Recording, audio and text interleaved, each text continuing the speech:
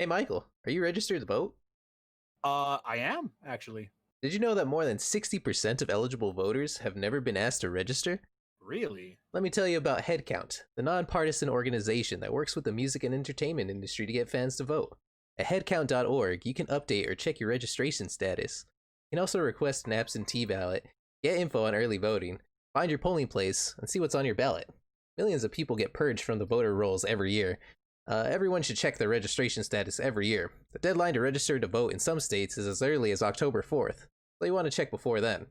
Make sure you're registered to vote by going to headcount.org. Again, that's headcount.org. Well, Mark, let me learn you a little something. This year, with changes to polling places and vote by mail laws as a result of COVID-19, do you know it's more important than ever to have a plan to vote? Now, even though this is a presidential election, there are many more candidates on the ballot besides the president. Local elected officials affect our lives every day. They decide who to prosecute, monitor the quality of our drinking water, and choose the leadership of our schools. Did you know that 30% of voters take the time to vote and then leave some part of the ballot blank? This is a missed opportunity to choose the leaders in our communities. And remember, it's completely okay if you're unfamiliar with some of the more local positions. You can go to Ballot Ready for a nonpartisan guide to your entire ballot. From there, you can compare candidates based on stances on issues, biography, or endorsements, and then save your choices to use when you vote by mail or in the voting booth.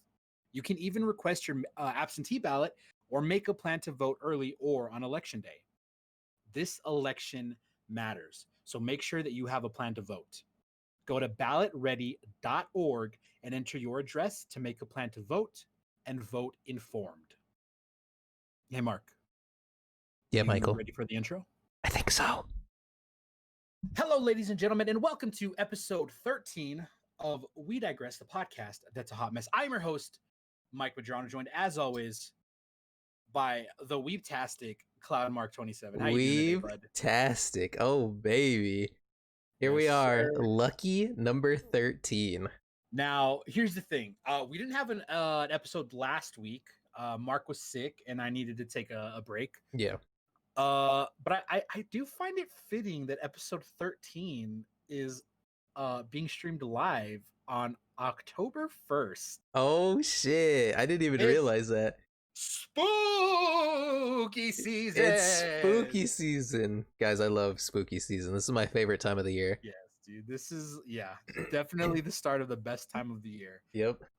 So as you guys heard before we started the intro, we did have some sponsor reads from both ballotready.org and headcount.org. These are going to be more geared towards our American listeners. Remember, guys, there is an election coming up. Make sure that you are registered to vote. Right. If your state allows you to vote by mail, be sure you do your research there so that you can vote by mail in the event that you're unsure about safety in the midst of a global pandemic. Right. Unfortunately, since Mark and I both live in Texas, we have to go in person to vote. Yeah. We are one of 8 states that do not allow mail-in voting. Boating? Voting, Oh, baby. excuse me. And actually, just before we started the podcast, it was announced that the governor of Texas is reducing the amount of drop-off ballots, drop-off ballot boxes to 1 per county. Yep. So in places where there's like 5 million people, there's only 1 place to drop off mail-in ballots, which is, you know, it's Texas is Republican led. yeah, it's a red state. And, so I'm not surprised. It's voter suppression is what it is. Guys, we're gonna get a little political at the top of this podcast. I know we've talked briefly in the past about some of our views, but we're gonna go a little more in depth. So again, I apologize to our non-American viewers, but we are gonna touch base on the first presidential debate of this year. It was one of 3 presidential debates. Next week is going to be the vice presidential debate. Guys, if you're an American, it was a fucking shit show, dude. It was an omega shit show. The worst by many accounts, the worst debate in American history. Um, the entire debate was three grown men trying to talk over one another. Um, Trump came out with a strategy that was to just completely overwhelm Biden um with honestly nonsense. Yeah. I can't remember the exact term or the exact name of his style of debate, but it's essentially just throwing out information as frequently as possible. Doesn't matter if the information is true or not. Spoiler alert, none of it was true information that he was throwing out. Right. Yeah. And Biden could really only try to, you know, talk over him to get his work, platforms and policies out. Combine that with the moderator, Chris Wallace of Fox News, trying to corral Trump. It was bad. We did have some great moments that came out of it, such as when Vice President Joe Biden, I guess former Vice President Joe Biden, said to Trump, "Man, will you just shut up?" Echoing the sentiment of millions of Americans. Yeah. Or when Biden called Trump a clown, again echoing the sentiment of millions of Americans. Right. Right. There were a few things that really stuck out. And to anybody listening who is American, I know you've heard one of these things already, and I apologize if you feel like it's been, said one too many times. But quite frankly, it's something that everyone needs to know. Chris Wallace directly asked President Trump, "Will you condemn white supremacists?" Simple question. Really easy question. Simple question, a snowball of a question, actually, because really all anybody has to say is, yes, I condemn white supremacy. See, look, I just said it. Not that fucking hard. Easy clap. But instead, the president decided to kind of downplay it. And he was saying things like, oh, yeah, oh, you want me to do it? Oh, yeah, okay, give me a name, give me a name. To which Biden responded, the Proud Boys, who, if you're unfamiliar, the Proud Boys are a right-wing militia group comprised of only white males. They're thugs. They're thugs. It's a gang. Right? I've said it before. Let's stop calling them militias. They're a fucking gang. And what Trump said was, Proud Boys, stand back and stand by. But I'll tell you what, Biden has refused to condemn Antifa or something along those lines, right? I don't remember the exact second part of that quote, but the first part was stand back and stand by. The issue with that is that he did not directly say the words, I condemn white supremacy, I condemn the Proud Boys, I condemn racism. He didn't say it. He told them to stand back and stand by. Many prominent members within the Proud Boy gang took to social media to thank Trump for the shout out, to let him know and reassure him that, yes, we're going to stand by, Mr. President. We're waiting for your signal. Guys, that is incredibly dangerous.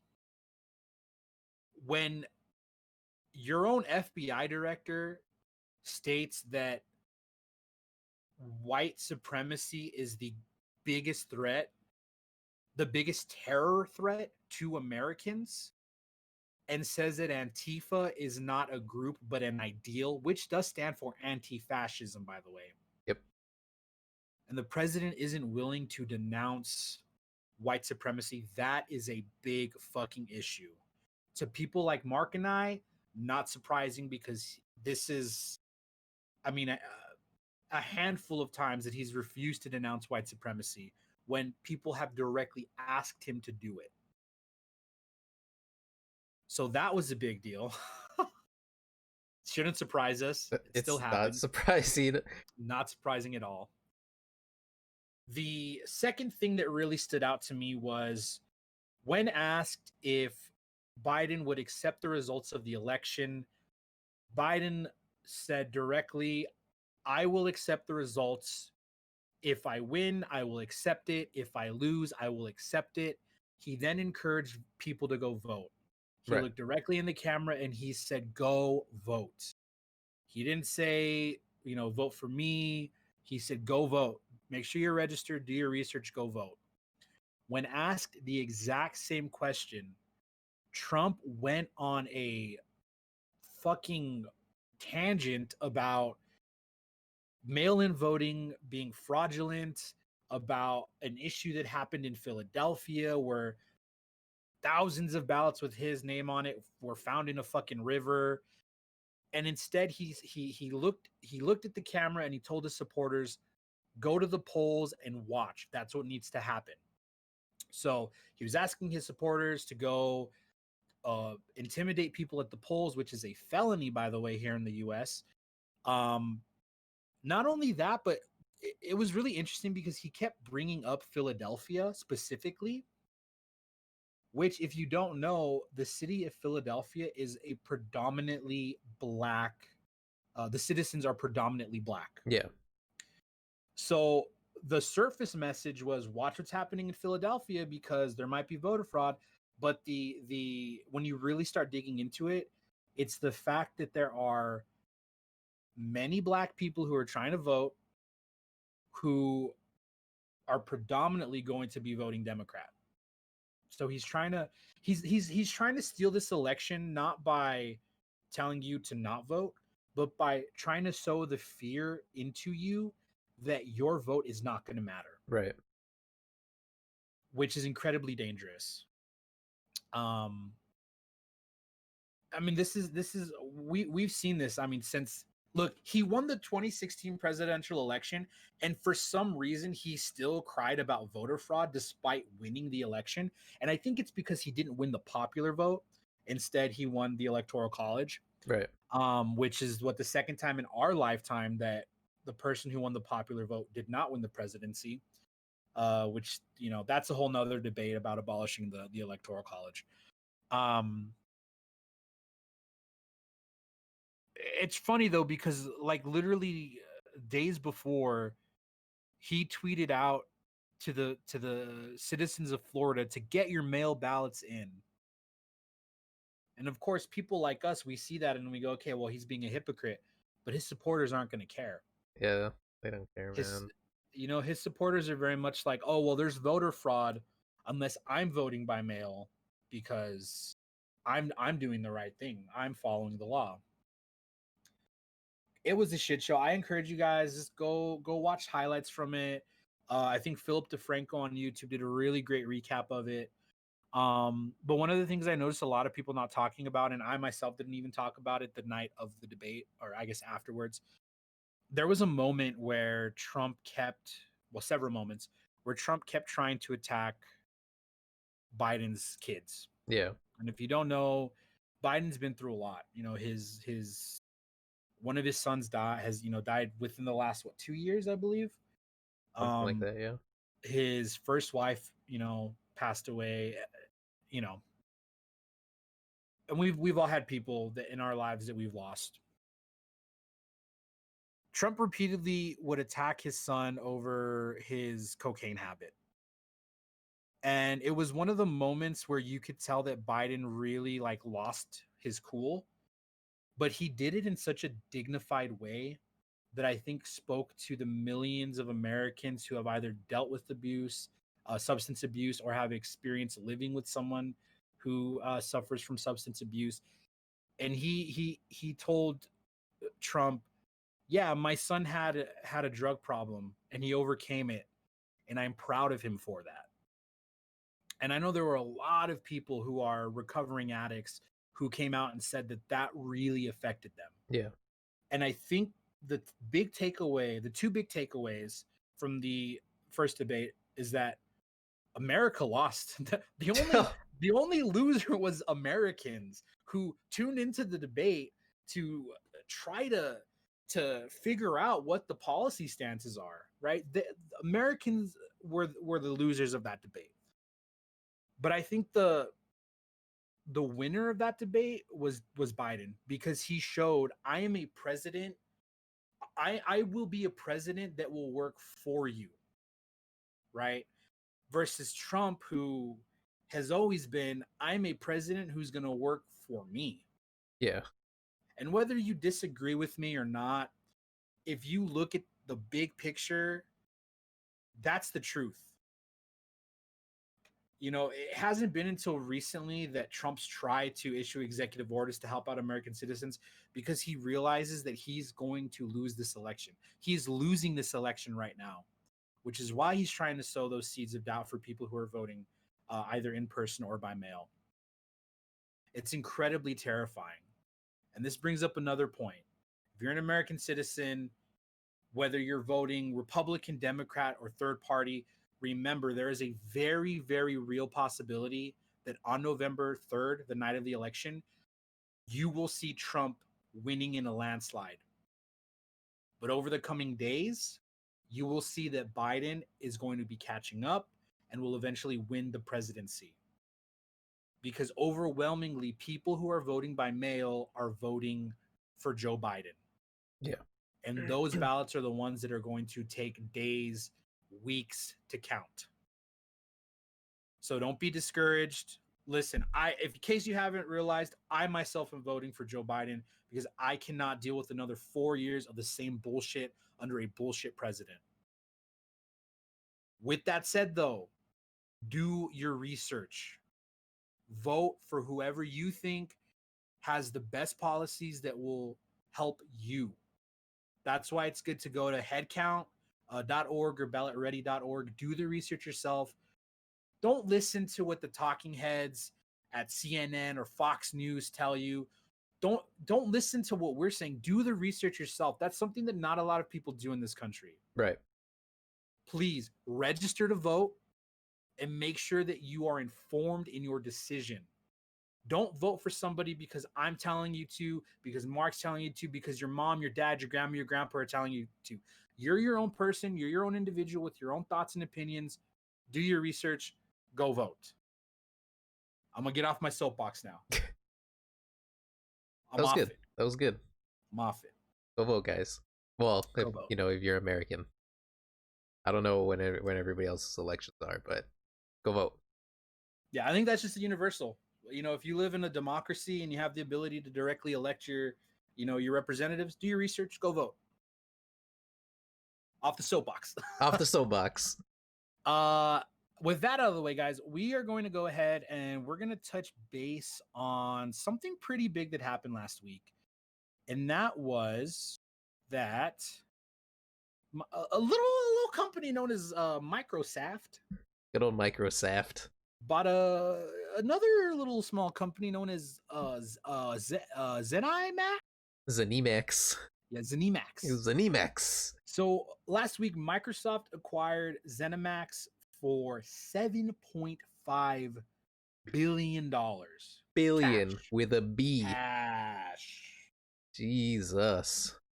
Now, why is this important? Well, it gives Microsoft control of upcoming games from Bethesda, right? And all of the studios that publish through Bethesda. This means that future Bethesda games are going to be launching on Xbox Game Pass the same day that they launch on Xbox and PC. Right. Now, Bethesda did have two previously announced PS5 exclusives, Deathloop and Ghostwire Tokyo, which it has been confirmed that Microsoft will be honoring those timed exclusives. But the future games coming to non-Xbox platforms will be a case-by-case basis. So this doesn't necessarily mean that like Fallout is going to be exclusive to Xbox and PC, right? With this acquisition, Microsoft's total number of internal studios has increased to 23. Sheesh. Which I have the list here. Do I have the list here? Yeah, I might not. I have a partial list here. That's a partial list. So they're going to have Alpha Dog, Arcane Studios, Bethesda Game Studios, id Software, Machine Games, Roundhouse Studios, Tango Gameworks, ZeniMax Online Studios, 343 Industries, The Coalition, Compulsion Games, Double Fine Productions, The Initiative, In Exile Entertainment, Mojang Studios, shout out Minecraft, Ninja Theory, Obsidian Entertainment, Playground Games, Rare. I don't know what they're fucking doing with Rare properties, Oh, honestly. Turn 10 Studios and Undead Labs. That's a lot of studios, Mark. yeah, that's a ton of studios, man. That is a lot of studios. Now with this, Bethesda is going to keep its existing leadership. So the big question now, Mark, is why? Why pay almost $8 billion to acquire these studios? So Bethesda makes a shit ton of money, right? Yeah. Yeah, and we all know Bethesda of the Elder Scrolls fame, and Skyrim is released on pretty much every console, including your Yep. smart refrigerator. That is a factually true statement. Yep. So that game makes a ton of money, and Elder Scrolls 6 has already been announced. It's in development. It's been teased and everything. That's gonna make a lot of money, and Microsoft owning, the rights to this. That's big for them, and for it to be on Game Pass, which is Microsoft's best deal. That's their bread and butter right there. What they're doing in the game sphere to make money. That's super important to have a very big and not recently, but good studio like Bethesda, in your back pocket. And we actually saw one of the other pieces of news from last week was that Xbox Game Pass subscribers jumped 50%. So they are It's a very good deal. 15 million Xbox Game Pass subscribers. I am They one had of 20 those. million back in April. You know what? I still haven't subscribed to it. I'll probably do that tomorrow when I get paid. But right now, I know they're running promotions where you can join for $1 for your first month. Yeah. And they have 3 different options, right? Yeah. They have the $10 console deal, the $10 a month PC deal, and then 15 a month for both, right? Right. So that's insane. Um, Now it's interesting. One of the articles that we cited, well, we were going to cite for this was an article. It was an opinion piece from The Verge, and they brought up a lot of really good points in this article. That it's not so much Microsoft going after these studios to get exclusive titles, because it doesn't look like Xbox is going to have any exclusive titles, Right. right? Because Halo Infinite is going to be available on PC as well. Right. Instead, what it seems like they're doing is they're trying to bolster the amount of games that you can get on Xbox Game Pass, right? Yeah. Sony's strategy is to foster these studios so that they get independent, they get exclusives. I couldn't think of the word for a second. They get exclusives that could potentially produce sequels and more games and spin-offs, right? Right. That's their tried and true strategy. That's the strategy that they're taking for the PS5. Xbox and Microsoft are really using this to say, hey, you can have a PC or a laptop. You can pay $500 for our big boy console. You can pay $300 For for the our small big boy boy console. console. And you're going to have access to hundreds of the best games to have ever been made, all at your fingertips for a low price. Right. $10 to $15 a month. Which is still insane. It's such a good deal. Like, yeah. I'm a Sony person, right? But Xbox Game Pass is just one of the best things to have. That's just it. Fact. Yeah, so it's like you have Sony, who maintains partnerships with like Square Enix, From Software, but then you have Microsoft, who acquires these studios, and it makes Game Pass just an even better deal. Yeah. Right. So this was a quote from Todd Howard. He said, "Why does it matter where the screen is or what the controller is? There are many people without the same access, and we can bring it to them. Like our original partnership, this one is about more than one system or one screen. We share a deep belief in the fundamental power of games, in their ability to connect, empower, and bring joy, and a belief that we should bring that to everyone, regardless of who you are, where you live, or what you play on, regardless of the screen size, the controller, or your ability to even use one." So, I mean, here you have one of the most prominent game publishers in the world coming out and saying like this isn't about, it's not about the money, it's not about getting, you know, it's not about leaving anybody behind. It's about making sure that our games are available to as many people as possible. Right. Games have an incredible ability to bring people together.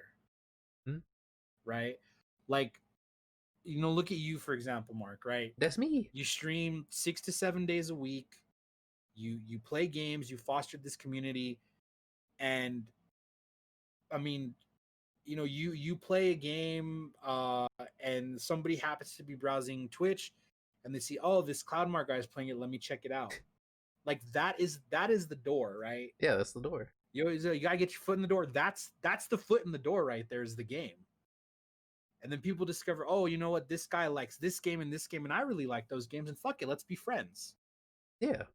And if Microsoft is able to foster that by getting these games out to more people, I like, why would you say no to that proposition? Right? Right? Like, we're all gamers here and we just want to play some yeah. games. And this is a Well, nice way to do it. And that's the thing, right? It's like, you may not have a PC, you may not have a console, but most people have one of these, right? A smartphone. Oh no, Diablo. And now, oh god, Diablo. And now with xCloud, you can play console quality games on a smartphone. Yeah. As long as it's an Android phone, because Apple, I don't know what the fuck Apple's doing. But dude, it's insane. It still blows my mind. I'm about it. Still blows my mind. The article goes on to say that first-party studios are the lifeblood of game publishers because they allow them to control major releases and manage budgets. Again, exclusives are going to be case by case, but I really don't think that Microsoft is doing this to say, hey, well, the new Fallout is only available on Xbox platforms. I don't think they're going to do that, because I think they're going to realize like they're going to lose a huge market. Yeah. It's to say, hey, yeah, you can pay $60-$70 on PlayStation, or you give us $10 a month, $10 and you get access to that game and 100 others. Sheesh. I think it's a great model. It's definitely one that is shaking up the industry, because for so long it was just who has better exclusives. Right. I don't think it ever mattered it was never an issue of like which hardware is better. It was who had the better exclusives. Yeah. And then Nintendo was just off on their own. Nintendo's always doing their own thing. They're like, hey, look at this new Mario game. Look at this new Zelda game. So the really interesting thing about this, though, is that so Game Pass, they have 15 million users, and assuming that everyone's paying $10, that is $1 billion in annual revenue. Billion with a B. If that increases to 50 million subs, that's $60 billion a year in revenue. With a B for bodacious. That is $60 billion in an industry that already makes billions of dollars a year. Yeah. As Impulse says, yeah, Microsoft out here simping for all the gamers. Yeah, simping for all the gamers. I like it. Simping ain't easy. It's yeah, dude. I'm about it. I mean, hell yeah, dude. Yeah, dude. I like playing games. I like sharing my games on twitch.tv/cloudmark27. And always be plugging. Always be plugging. And that's just like one of the best things ever. It's funny, dude, because in a world where we say there's nothing to play because there's too many games. Yeah, I know, right? Microsoft said, hold my beer. Hold my beer. Here it is. Hold my beer. Yeah, dude, do you have anything else on the story here?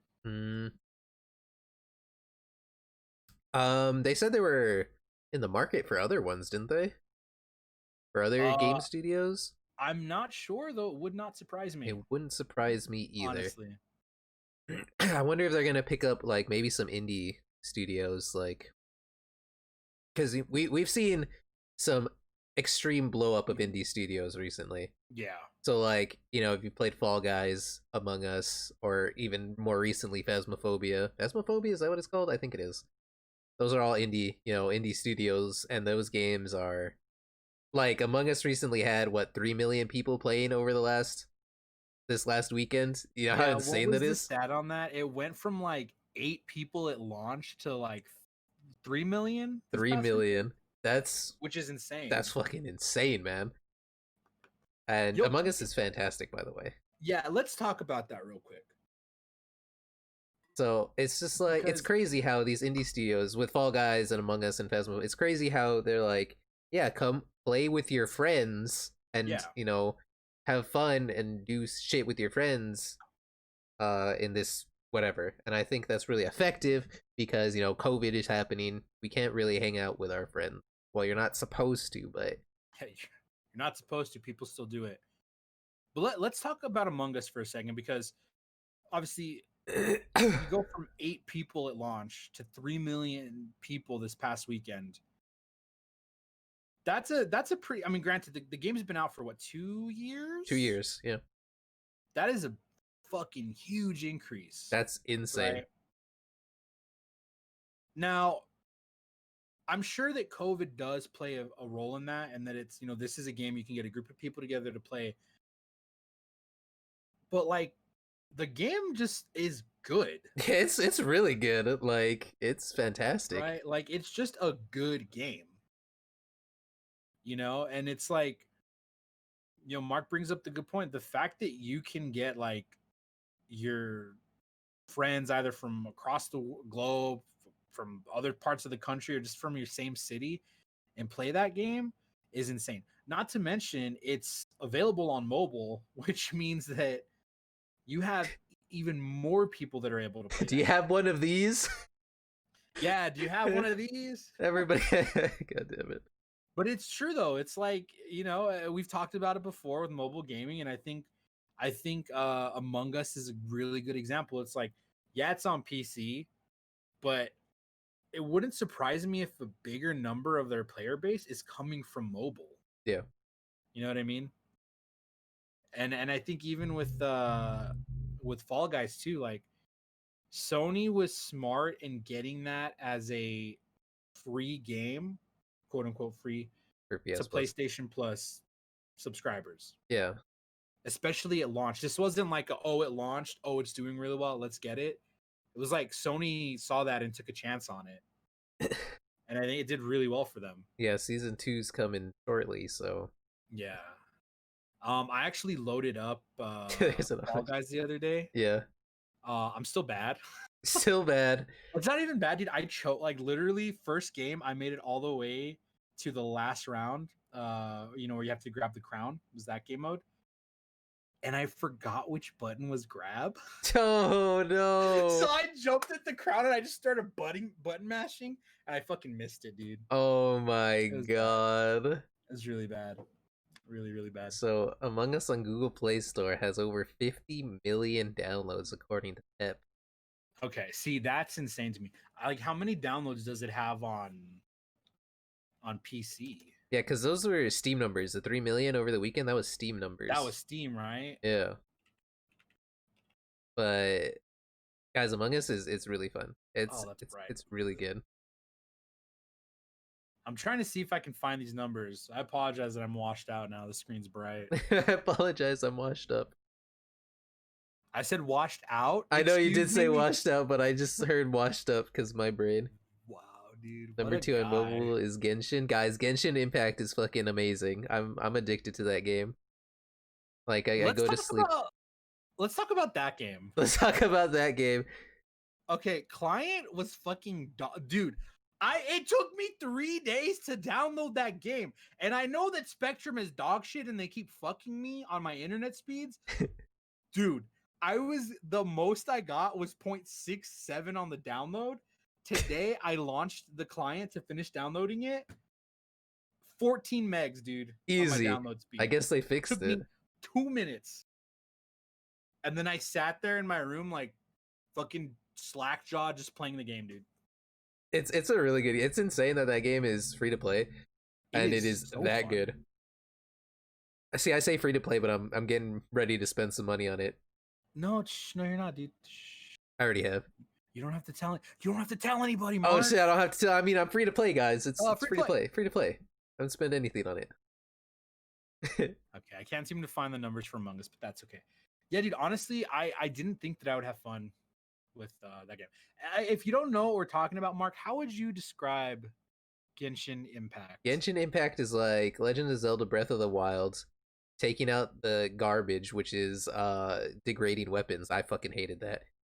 And adding a lot of waifus. Hey, And Nintendo? husbandos. Hey, Nintendo? Yeah, Mark just called you the fuck out, dude. That was my least favorite thing about Breath of the Wild. I hated it, and I'll die on that hill. I hated degrading weapons. I will die on that hill, he says. Hell yeah, get it, Impulse.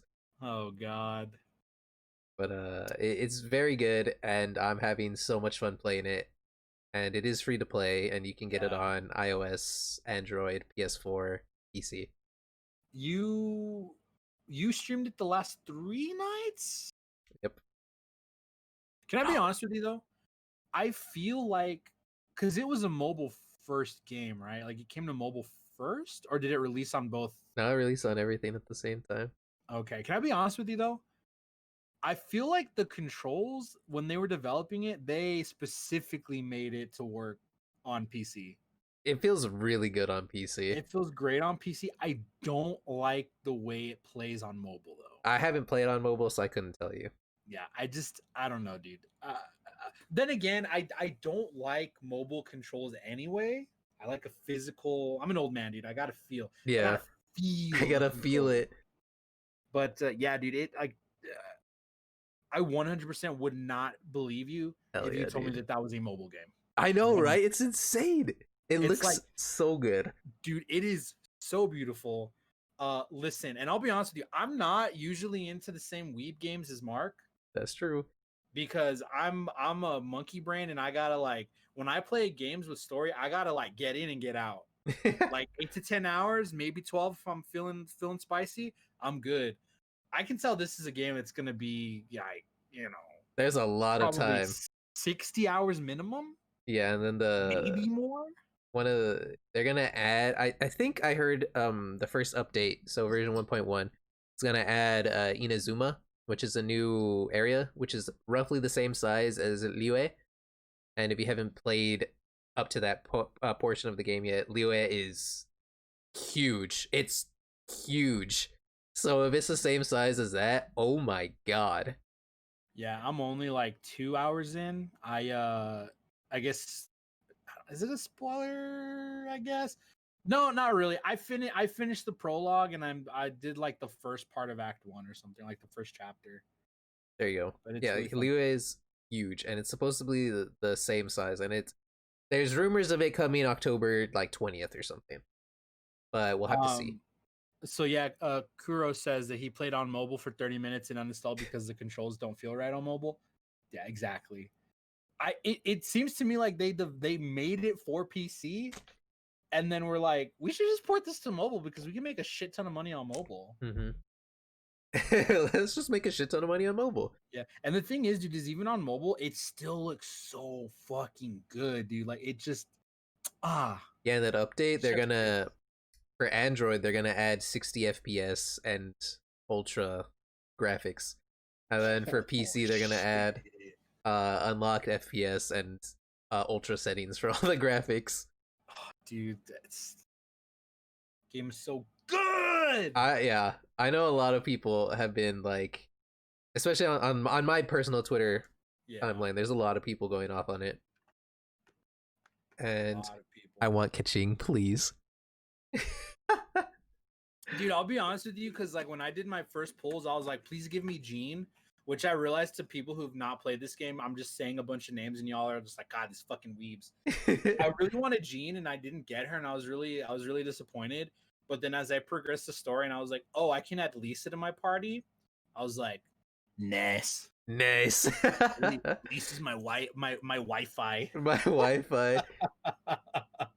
Dude, you got that fight. Like I'm really pumped to play more of it. I like go to sleep thinking about it and wake up and I'm just like, man, I want to play some Genshin Impact, man. Dude, it's really words are hard. I wish the controls were better on mobile because that's what I would be doing at work during my lunch break. Yeah. I'd just be there just fucking playing, but okay. Gotta fix the controls. Gotta fix the controls. Hey Mark. Hey Michael. World 2020 Pick'em started today. Yeah, Pick'ems for Worlds started today. You want let's go over this real quick and then we can take a break and hop into the rest of the stuff. We do have a special surprise, which Mark, I'm just gonna make the executive decision. I think the surprise should be at the end of the episode. Okay.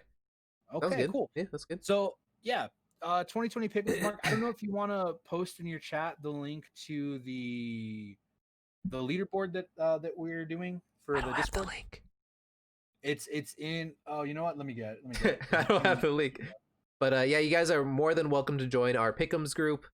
My picks are already on there. I'm pretty sure Michael's picks are on there too. Did you join the group already, Mark? Yeah. Okay. I'm pretty sure I did. So that should be the invite right there that I just linked in chat. Yeah, so nope, it's only showing me. What? Yeah, it's only showing me for some reason.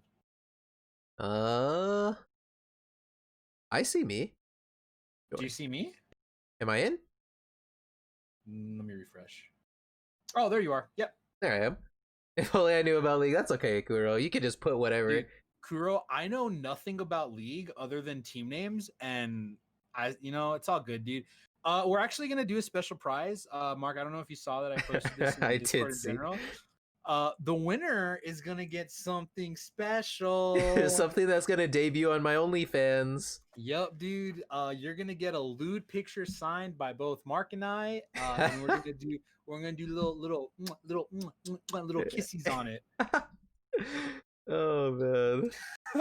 Yeah, everyone here is free to join in. Like, I know not everybody's a League fan, but yeah, it's always fun to watch. To be honest though, Mark, if you wanted to, I'd be down to, like, I don't know, whoever wins gets like a free We Digress t-shirt. Hell yeah, dude, let's do that. I'd be down for that. Yeah. So if you guys are interested, go to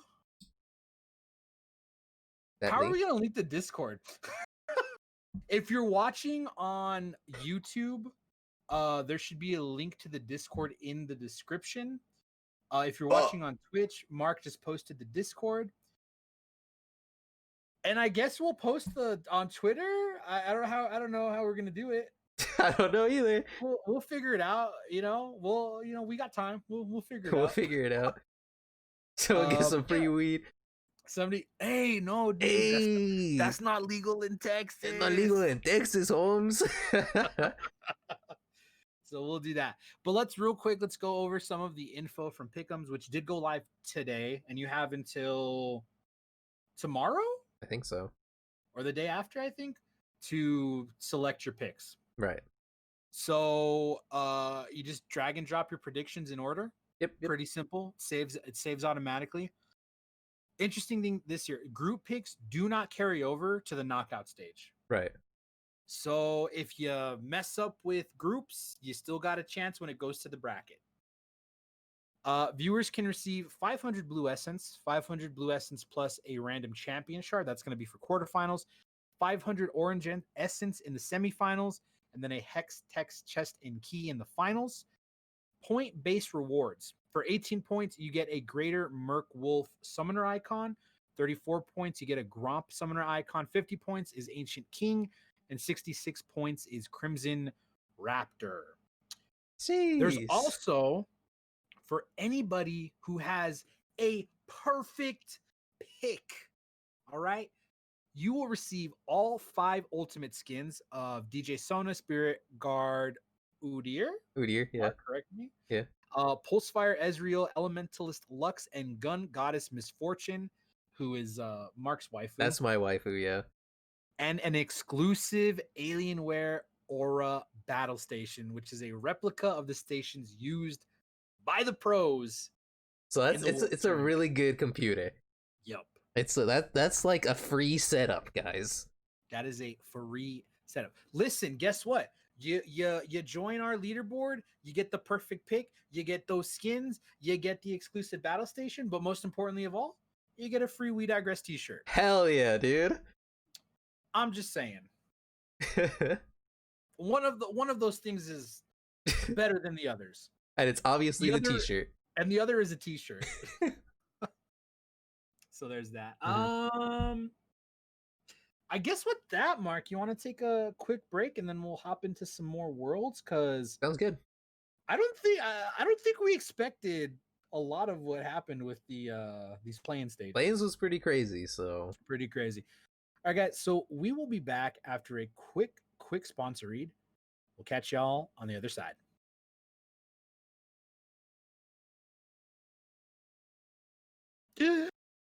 Welcome back, ladies and gentlemen. Thank you to the sponsor of this episode, Anchor.fm. That's where we post our podcast. Did you know, Mark, that if you wanted to support the podcast, you could do so by going to anchor.fm/support and pledge as little as 99 cents a month. as little as 99 cents a month? As little as 99 cents a month, which is awesome. That's insane. Or you can go to We Digress podcast.com. I don't remember the website for No, merch. I'm pretty sure What that's is it, right. Mark? Yeah, We Digress podcast.com. That'll redirect you to the merch if you want to buy a sick ass t-shirt or a sick ass hoodie. Sick ass hoodie. Guys, as always though, this is gonna sound a little cheesy, but one of the best things you can do to support the show is to simply share it. Share it with your little brother, your little sister, your best friend, your not so best friend. Share it with grandma and grandpa. You know? Yeah, who knows? They care about you. They care what you're into. Share it with them. Yeah, but guys, thank you so much as always for your continued support. We appreciate you. We love you. Mark, let's roll into the group stages for Worlds. Group stages. So we talked about this not last week, but the week before. Play-ins was the first part of the world tournament, the world's tournament for League of Legends.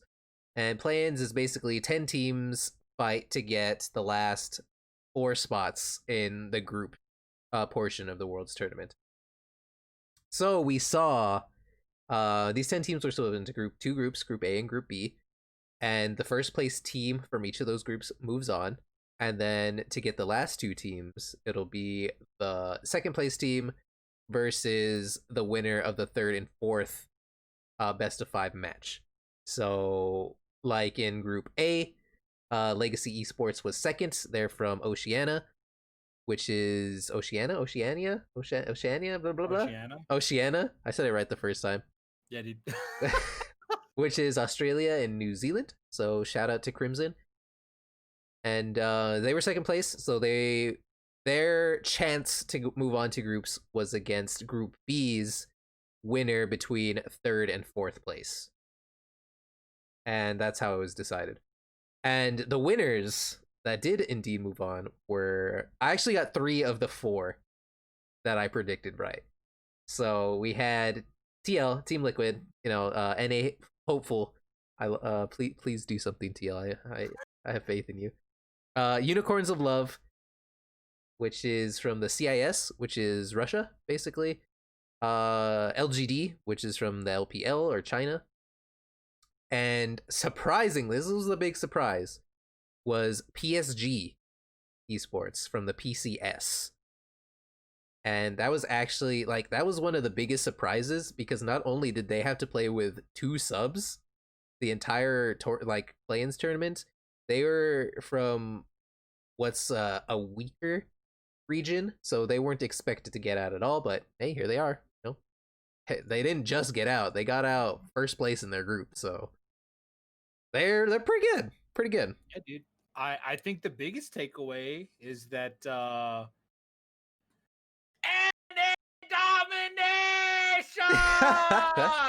Yeah, TL was first place in their group, and I was so happy because thank God. I was so scared TL wasn't gonna do anything.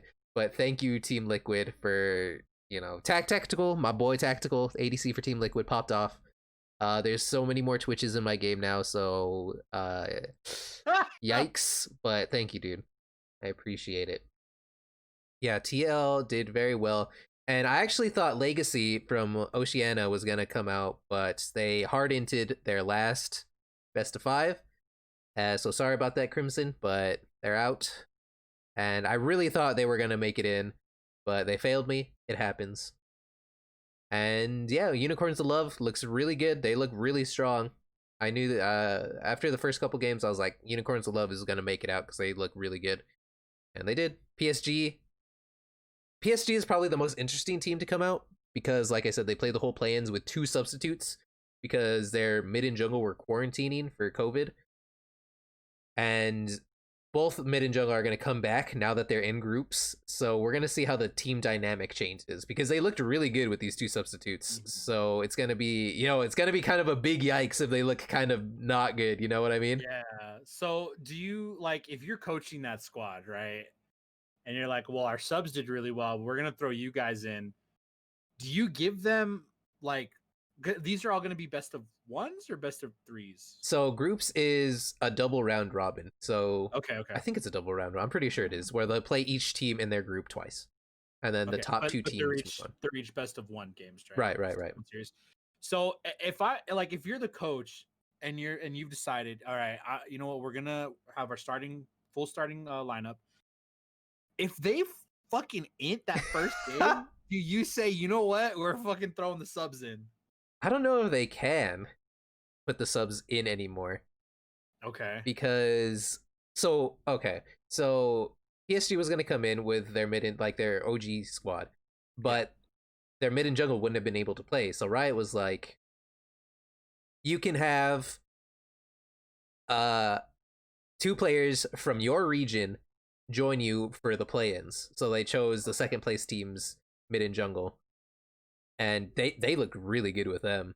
But I think now that their mid and jungle are back, I don't think they can use them anymore. Yeah, Koki says that they can't use them anymore either. Okay. Which so then let's say going into next season, if PSG's like, hey, you guys fucking shit the bed and cost us, do you think they go after with how good they looked? I wouldn't be surprised if like there's some shake. Yeah, there was if there's some shakeups, I wouldn't be surprised. Let's just say that. So let me ask you, with these 4, because I know very little about Lego Legends. Good old Lego Legends. I'm really more so like the Mark likes it. So are you winning, son? Are you winning, son? So out of these 4 groups, now that they're, every team has been placed, which group is the easiest, do you think, and which group is like the group of death? Okay, so that's the easiest group is probably Group A, which I'm happy because Team Liquid is in that group and they can get out of that group. Okay, they can do it. I believe in them. And I say that's the weakest group, but even still, that's still a really strong group. It has G2 in it, and G2, as we all know, was second place last year. They're runner-ups in last year's Worlds, and I still think they're really good. I actually have them as the first ranked team in that group, and then with TL as second. But then they also have Suning, I'm pretty sure it's pronounced. They're from the LPL, which is an insanely strong region, so they're not going to have like weak teams. Yeah. So I feel like Suning isn't as strong as the other 2 Chinese teams that are, well, I guess there's 3 more Chinese teams. They're like the 3rd best Chinese team. How about that? And it's they're like, okay, so we'll say JD and Top Esports, those are the other 2 Chinese teams, or the top 2 Chinese teams, are like Omega S plus tier. Suning's like S. They're like, hey, yeah, they're good. They're not in that league with the other two, but they're good. Yeah. They're good. That's how I see them. So I really think Team Liquid can. Maybe this is the NA in me, just hoping. I think it might be the NA in you, honestly. Yeah, and Because then I think in all your groups, don't you have all 3 NA teams in at least like coming out? I have FlyQuest and Team Liquid coming out. I Oh, don't have that's right. TSM. TSM, you're like fuck TSM. That's the CLG fan. That's the in me, bro. CLG fan of me Let's be coming out. honest. But the last team in Group A is Machi Esports, and that's Okay. also from the PCL, which is where we have PSG coming from. And they're by far ranked as the lowest ranked, first seed to come out of any region. Okay. But PSG looked really good in play-ins when everybody thought they were going to int. So maybe Machi's a lot stronger than people think they are, which makes me nervous because I don't want TL to lose anything. Dude, I'm telling you, fucking FlyQuest going all the way, dude. Yeah. First and second from each group. They got a big enough backpack. They're gonna carry NA. There you go. FlyQuest is gonna carry NA. You heard it here first. Another bold prediction. But be like the fourth one that doesn't come true. Yeah, so the so the top 2 teams from each group go through, and from Group A, I'm gonna say G2 and Team Liquid go out. Are gonna come out of that group, and then for Group B, which is known as one of the groups of death because it has Damwon, the number 1 ranked team from Korea, and JD Gaming, the number 2 ranked team from the LPL or China. Pretty much everybody's like, those 2 teams are gonna get out, and then 3rd and 4th, which is Rogue and PSG, they're just happy to be there. They're just happy to be there. It's like, hey, we get to get smacked by these badass teams. And honestly, I have that too. I have Damwon and JD getting out of that group because they just look too good. Like, I don't know how Rogue and PSG. Maybe Rogue and PSG will pop out somewhere and just be like, hey, we're gonna take a surprise game off of these people and we'll see what happens. But I really think that Damwon and JD are gonna get out. And then Group C, that's another group of life, you could say. I honestly feel like that group is also super hard, but I don't know. It's got Genji from Korea. They're the 3rd ranked team from Korea, but everybody always ranks them above the 2nd ranked team. And I'm with that too because I think I'm a Ruler fanboy, and if you don't know who Ruler is, he's the ADC for Genji. I think he's really good. No, yeah, that's the thing you use to measure. Oh yeah, 100%. And then then you have Fnatic, who have been amazing these last couple years, so you can't ever count them out. 2nd seed from Europe. Then you have TSM, and then you have LGD, which is the 4th ranked Chinese team. I still think LGD is going to be in 4th because they did show a lot of weakness in the play-ins. Like, they were tied for last. They had to play a tiebreaker between V3 to not be in last in their group and to actually get a chance to even come into groups. And I think everybody in this group is going to exploit LGD for like their weaknesses. So I think they're just 100% 4th. And I have Genji and Fnatic getting out because I see it being close between Fnatic and TSM, but I trust Fnatic way more than I trust TSM. And where's the faith? There's no faith. Okay, so every time TSM goes to Worlds, they choke. They're like they just choke and they're bleh. And that's I can't put any faith in them. So there you go. And then the final group of death, which is Group D, Top Esports, the number 1 ranked team from China, the tournament favorites. I think they're just gonna 6-0 this group. They're gonna smack everybody. Nah, they may be the number 1 team, but they're gonna be number 2. FlyQuest, baby. Yeah, and then as Michael said, we got FlyQuest in that group, the number 2 seed from North America, and then you got Dragon, from Korea, the number 2 seed from Korea, and Unicorns of Love. So I think Top Esports and FlyQuest are gonna get out. You heard it here first. Top Esports and FlyQuest are gonna get out, and it's gonna be a tie between FlyQuest and Dragon. So it's gonna come down to a tiebreaker, and FlyQuest is gonna win that tiebreaker. So that's my prediction. Oh man, the NA is bleeding out of me, man. Somebody clip that, please.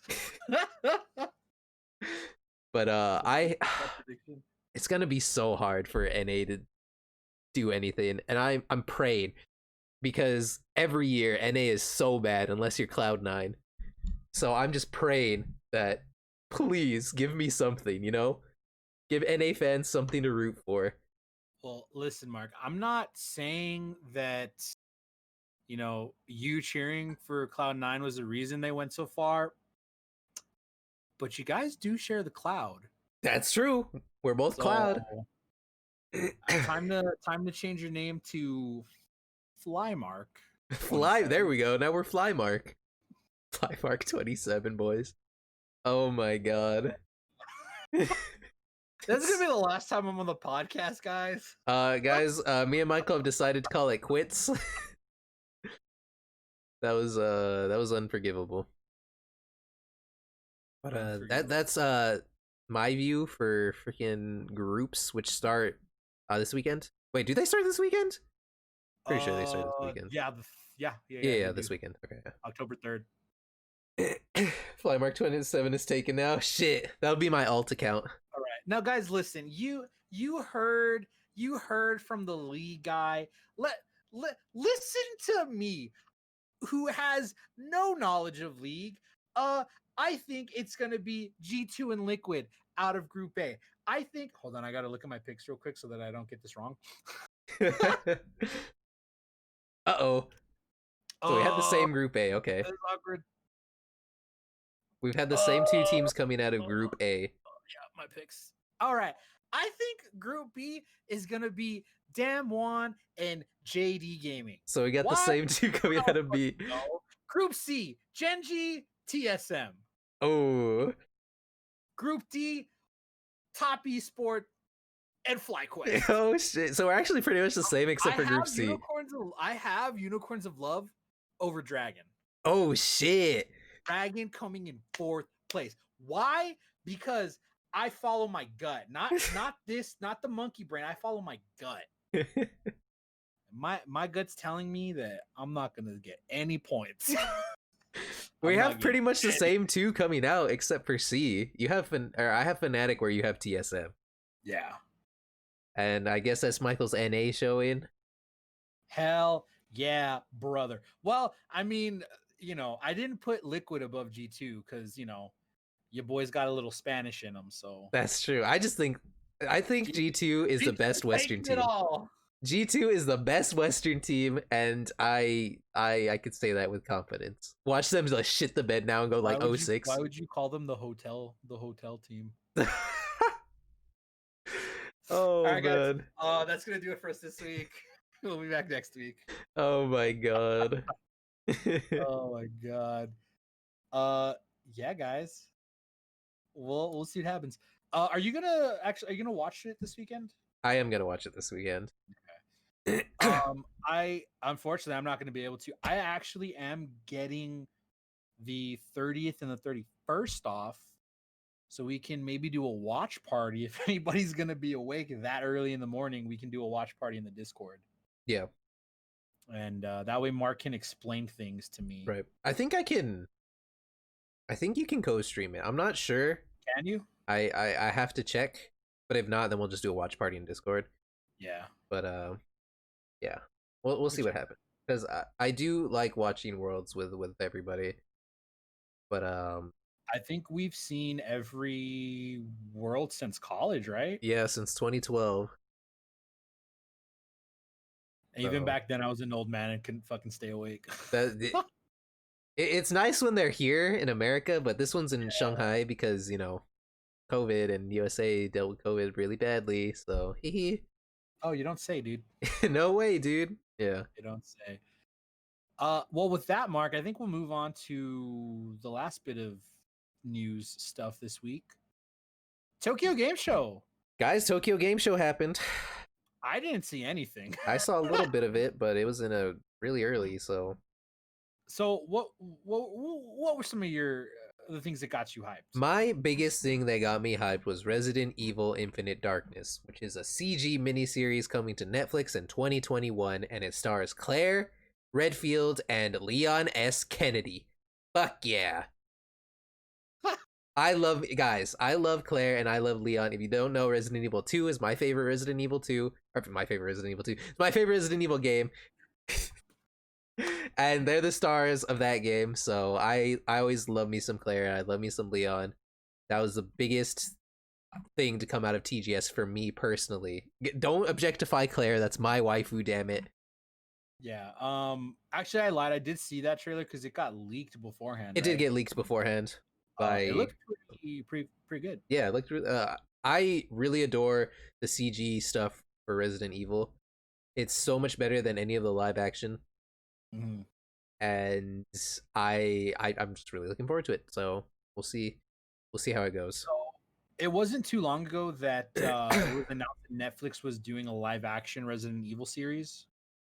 Do you think that this, obviously it's not going to be tied in because the live action series is like deals with the kids of some of the characters.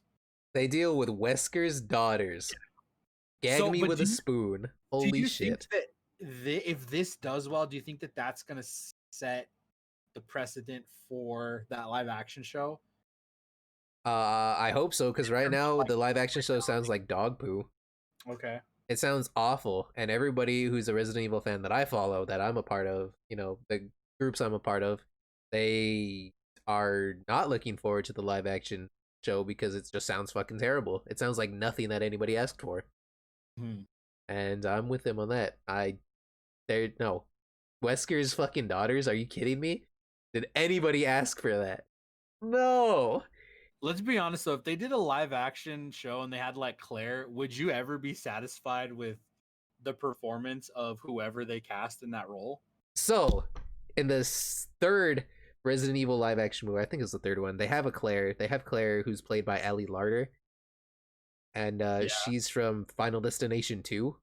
Yeah. The Clear Rivers. Love Ellie Larder, yeah. And I thought she was pretty good. But the way that her character was dealt in the movies was pretty dog shit. And you mean the adaptation of a video game was done poorly? I know, who would have thought? It's crazy. It was terrible, and I wouldn't mind. Well, I don't know if Ellie Larder. There's a lot of good actresses out there that can play Claire. Yeah. So I wouldn't mind if they actually had a good live action one. There's so many setups for a good live action Resident Evil. And the fact that these people are giving us Wesker's daughters in New Raccoon City, or whatever the fuck, I don't even know what it's called. It's New Raccoon City. It's just a giant middle finger to the fans, man. It's the same thing with Resident Evil 3 remake, a giant middle finger to the fans. Same thing with Resident Evil Resistance, a giant middle finger to the fans. Like, what are you guys doing? It's they're so out of touch. I'm so salty I spent money on that for fucking Resistance, dude. I know, right? Actually. It's like Capcom has done a lot of good things recently, but then they give us Resident Evil Remake 3, Resistance, and well, I guess they don't have that much to do with the live action thing, but it's still just a giant middle finger to us. Yeah. And it feels like they're just really out of touch. Like, they went on a hot streak with DMC5, Resident Evil Remake 2, and Monster Hunter World. So they're like, yeah, we're fucking great. And then they do some stupid shit, and they don't understand. And it's like, bro, just listen to the people that are actually giving you money, you know? I'll be honest with you, it just based on the treatment that was released, what the series is going to be, it seems like they are... It seems like the live action series is meant to appeal to a younger demographic, right? Who may not be familiar with Resident Evil. Yeah. And then you're getting this anime series, which is meant for the people who play the games, who are familiar with Resident Evil. So it seems like they might be attacking two different demographics with these different projects. I don't give a fuck about the other demographic. Appeal to me, damn it. It's all about me. It's all about me. And like I mean there's a lot to be said about Resident Evil live action. And the moral of the story is I don't like it. I've never liked it. Like the first movie is okay to watch if you turn your brain off. But then the rest of it the rest of it is just bastardization of the IP, and I hate that Capcom did that. But yeah, that's my take on that. So we got this Netflix Resident Evil anime series. That was a pretty big announcement. What else got you excited, Mark? So there's that new near replicant version 1.22474487139 coming to the West in April 2021. And you have to say its entire name whenever you're saying it, so Oh my god. it was Japan only, released in 2010. So we're getting it for the West. They're gonna upgrade it for PS4, you know, and Steam. They're gonna make all the upgrades and it's gonna come out for us. And yeah, they basically just showed gameplay of it, and I'm excited. I liked Nier Automata. Yes, it's on PS4 AA run. I liked Nier Automata, and this is a prequel to that. I say prequel, but it's like a long ass time before that. That's technically So I guess yeah, but you know. So that is again Nier Replicant version 1.22474487139. April 2021. Is that? Oh god, dude! They really need. Please print that on the box. That'd be so good. And what else was that? Well, I guess they showed the exact same trailer that they've already showed for Resident Evil 8. Okay. And then they told us that they can't show anything more, and then they'll give more information later that year. So a big slap in the face, you know. Thank you. Your biggest game show thing of the year, and you say that you can't show anything. Pretty good, Capcom. Pretty nice.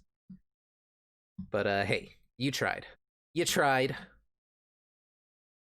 And, what else did they show there that got me hyped? That buttered my biscuit. Kingdom Hearts? No. Wait, is there a Kingdom Hearts? Oh yeah, the memory melody thing. Wait, where is it? It's on here somewhere. Melody of Memory. Melody thing. Kingdom Hearts 3 was kind of boring. Do you remember how hyped everybody was? I was so hyped for it, man. And it was like, I got that day one. I was super pumped, Omega pumped for it, and I was like, man, this is kind of fucking boring. And I never finished it. Which is really sad because I did everything in Kingdom Hearts 1 and 2, you know, level 99 and all that shit, everything. And this one was just they showed more Scarlet Nexus. Scarlet Nexus was pretty sick. I have no idea what this is the first time I'm hearing about this. Please explain to me. So Scarlet Nexus is like a 3D what am I trying to say? ARPG? No, not ARPG, just like an action RPG. Okay. But not like Diablo or anything. Not like that type of RPG, but like an action RPG. And is it Bandai Namco? I'm pretty sure it's Bandai Namco. And it looks really smooth. It looks really like the gameplay looks really chef's kiss. And it's super weeb, it's super anime aesthetic. They showed that there's 2 playable characters with different campaigns, Grill and a dude. You know, as is tradition. Yeah, good old Grill. And it looks really smooth, and if you're looking forward to, it has really cool effects too, like the RTX. It's basically RTX on. You know what I mean? Michael's face. It's basically RTX on. It looks really pretty. I'm looking forward to it, so we'll just see how it goes. They're gonna show more. They showed more Shin Megami Tensei 3. I say they showed more, but it's just another trailer that they've showed before. So they didn't show more. They showed a trailer that was shown before. Damn it. What else did they show, dude? I see here that Microsoft reduced the price of the Series S in Japan. Wait, they did? That was an announcement. Apparently, Microsoft has already reduced the price of the yet to be released Xbox Series S by about 28 USD in Japan. No Oh. reason was given, but the PS5 and PS5 Digital Edition prices were announced after the Xbox Series X and S prices in Japan, so that could be in response to that. Microsoft is going very hard in their Japanese, Yeah. like, how do I say it? Not production, like, I don't know. Their foothold in Japan. They're going really hard in it. So much so that they started off TGS. And I saw the start to it, and they showed off Flight Simulator, an update to it with like it looked really pretty. I mean, they were just flying around Japan, and I was like, So, "That's yeah. fucking pretty, dude. Nice, sick." I doubt my computer could run that to look that well, but pretty cool, dude. Well, and I think it goes back to what we were saying earlier in the show, like with Microsoft's strategy of like we're not going to give you first party titles. We're going to give you titles that you can play on multiple devices. Yeah, And maybe part of the reason was because they don't have a lock on the Japanese market, right. so I mean, it's good. I'm looking forward to what Xbox does in Japan. They've never been good in Japan, but I think the Series S, the mini one, I think it'll do pretty well. That's just my assumption. They also showed Hyrule Warriors: Age of Calamity.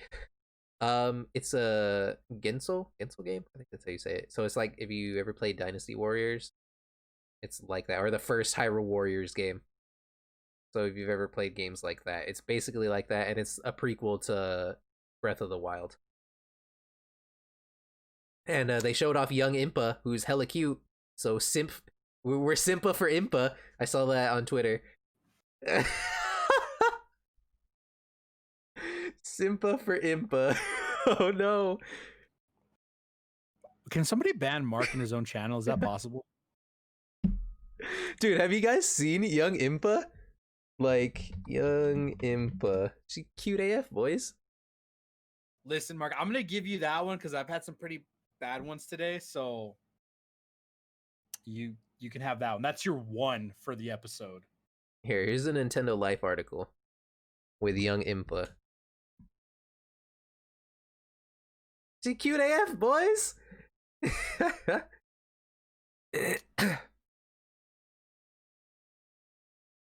God damn. Come on, Aaron. Come on. Come on. But so my overall view of TGS was kind of disappointing. Could have been better. Could have been better, 100%. There was also no Fatal Frame, so fuck TGS. Well, I mean, and again, I think we've talked about this before. It's just none of the game announcements, conferences, that's what I was looking for. None of them have felt great. And I do think that is because obviously COVID. Yeah. You don't get those reactions from the crowds when something fucking sick happens. Yeah. They show something off. Like, was it last year when Keanu came out on stage for Cyberpunk and everybody lost their fucking mind? Yeah, that was fucking sick. And you're just not getting that. Yeah, I still go back and watch the E3 reveal for Resident Evil 2 remake.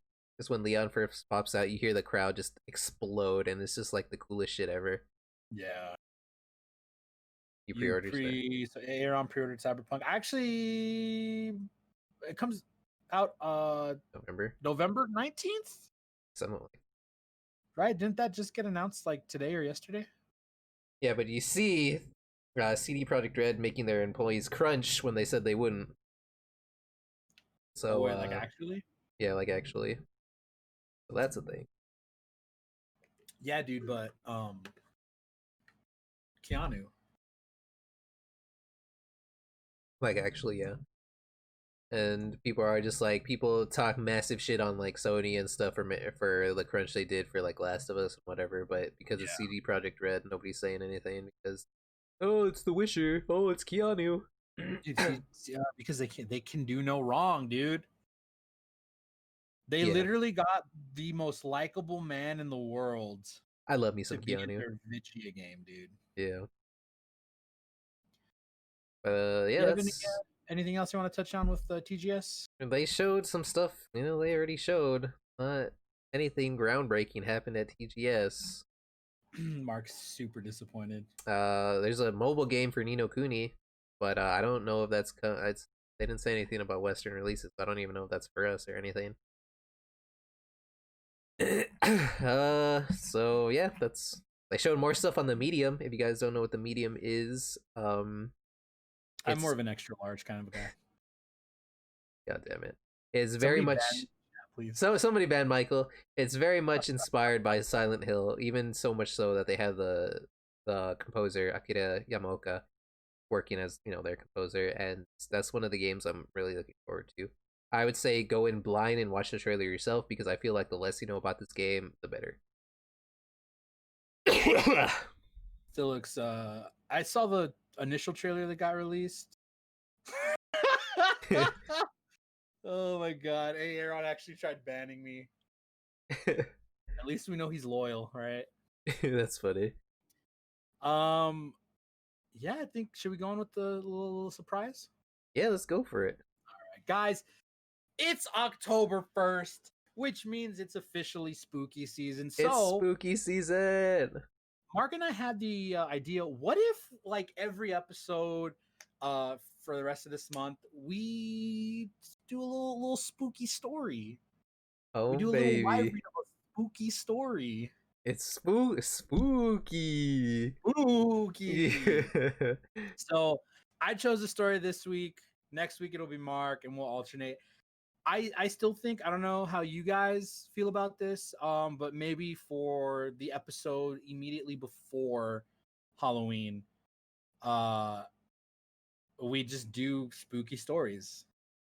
Mark and I each pick like 2 or 3, and that's just what we do for that episode. We freaking love we love some spooky shit. It's some good stuff. Aaron, if you want some ASMR, DM me on Instagram and we'll talk prices. Oh baby. So we're gonna go with the first story. Again, I do apologize because words are very hard for me. So if I stumble, please forgive me. English is only my first language. All right, so get some water real quick. This is a story from the No Sleep subreddit posted by J Group. I'm an elevator repairman. This is why you don't get off until the door is open all the way. Mackenzie Elevator Repair Company was a low-budget operation. As such, the buildings we were sent to were often high-rise apartments in the poorer sections of town. I was heading out to one such place with my new trainee in tow. He was fresh out of school and eager to impress. Bright young kid named Tommy, tall with short buzzed hair, always quick to smile and constantly joking around, but able to take things seriously when he had to. I was beginning to like him. We got to the building and climbed out of our white serviced van with our duffel bag full of diagnostic gear.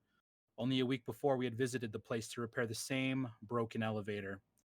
It was always on the fritz. At least they had a backup, though, so we wouldn't have to climb the stairs. That was one of the worst parts of the job. Some buildings had 30 flights of stairs and only one working elevator. So both would have to... Oh, I already messed up. Some buildings had 30 flights of stairs and only one working elevator. Or both would go out on the same day. Those weren't fun jobs to go to, since it would often mean climbing up and down the steps multiple times to reach the problem and fetch the necessary parts and tools. The superintendent met us in the lobby. Immediately, I couldn't help but notice a fat cockroach scurrying up the wall of the foyer. The place smelled like wet farts and flood damage that had never been repaired. There were yellow water stains on the ceiling and puddles on the aged vermilion carpet that we walked across towards the one working elevator. I don't know what the hell is wrong with this thing, the superintendent said. I knew what was wrong with it. I had told him he needed to replace an expensive part, but he was too cheap to fix it. As a result, people were getting stuck in it constantly. That had happened to me in the same elevator not long before, and I didn't envy anyone in that situation. We stepped inside the other lift, and I hit the button for the correct floor. I held down closed door and the 28 button at the same time. This would let us rise to the top level without having to wait for people to get on and off.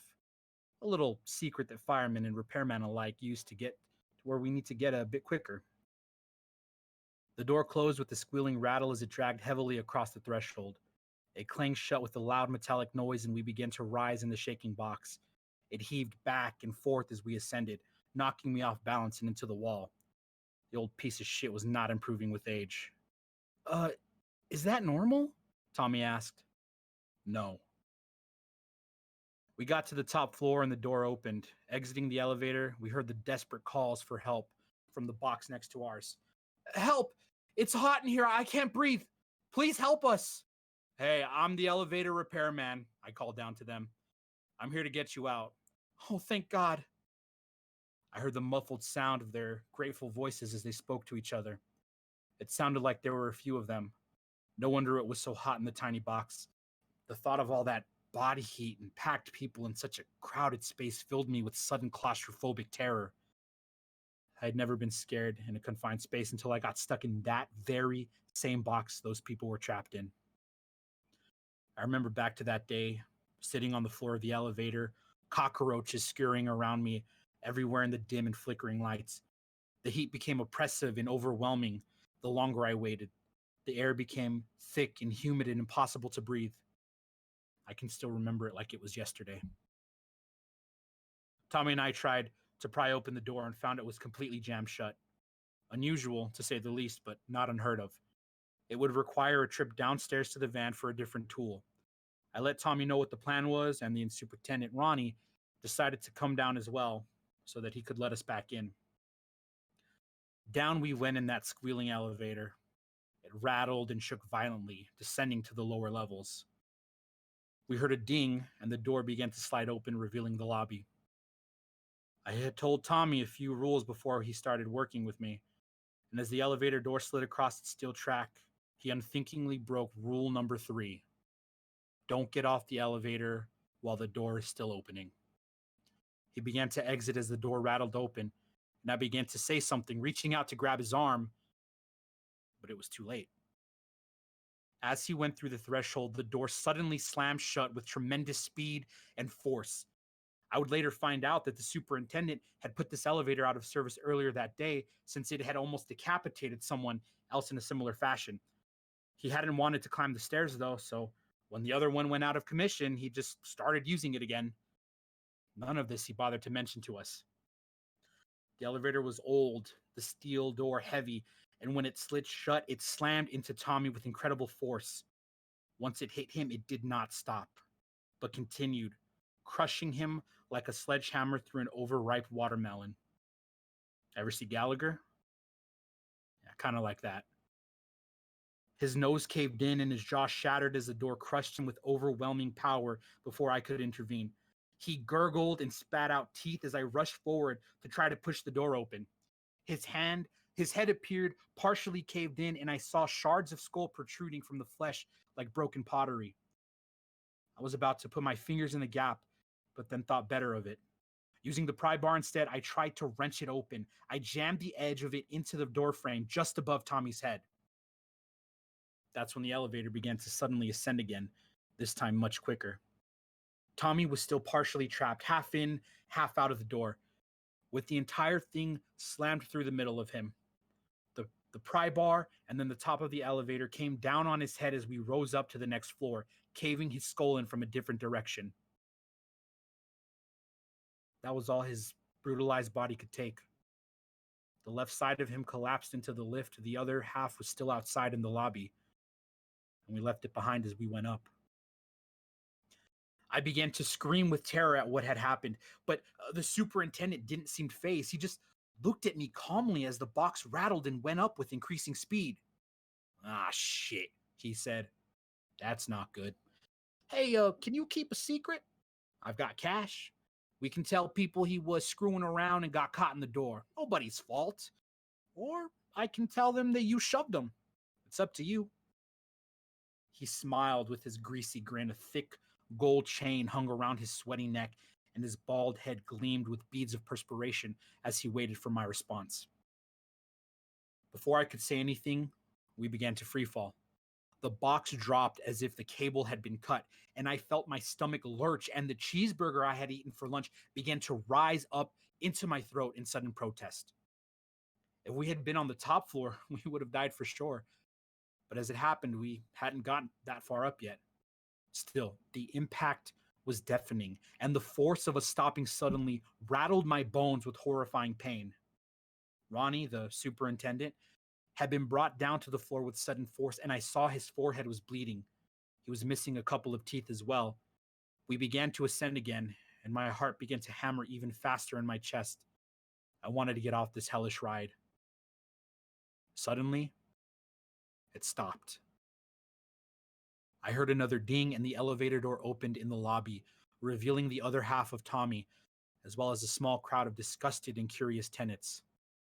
The super got up, scrambled to his feet, and tried to dive out of the box. He didn't make it. The door stopped moving and slammed shut once again, landing with sickening force against his bloated midsection. I heard several ribs cracking loudly, and he screamed as it drove itself into him. Blood poured from his mouth, and I raced over to the controls and hit the door open button. But nothing happened. With a large spray of blood like a beach ball-sized water balloon exploding, his body was torn completely in half by the door. I hit the button again, and it opened. I waited patiently for it to slide all the way across the track and reach the other side. Then, and only then, did I step forward with confidence, leaving the gore-filled elevator behind. There was going to be a ton of paperwork after this, I thought. Too bad. I'd like the kid, but you got to remember the rules. Maybe I should put that one higher up on the list. And scene. Yay!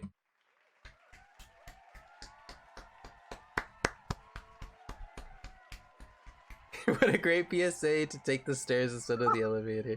Listen, it's better for your heart anyways. Cardio, baby. Cardio, baby. That was a pretty gnarly one. Yep.